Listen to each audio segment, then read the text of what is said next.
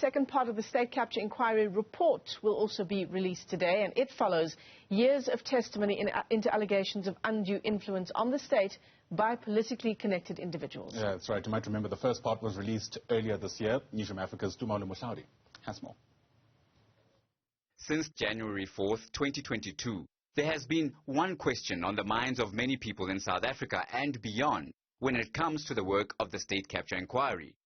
What exactly can South Africa and the world expect from Part 2 of the state capture report? By end of January, we will deliver Part 2 of the report.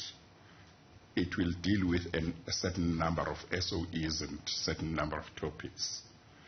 And by the end of February, we'll deliver Part 3, which will cover the rest of entities that we need to deal with and other topics. Part 1 of the report contained 3 volumes.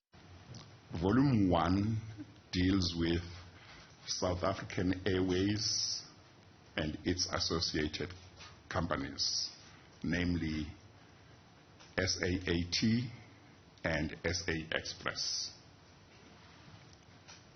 Volume 2 deals with the new age, the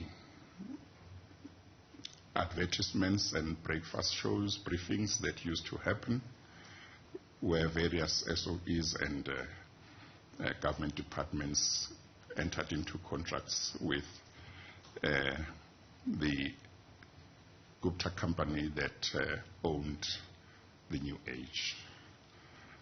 That is Volume 2. Volume 3 deals with SARS, South African Revenue Service, as well as the topic of public procurement in South Africa. The second part of the state capture report is expected to hone in on the state of state-owned entities and how most reached their current state of decline. The public can expect the report to deal with South African Airways, Eskom, Transnet, Denel, the South African Broadcasting Corporation, Communications State Entity Telkom, the Passenger Rail Agency of South Africa, and many more.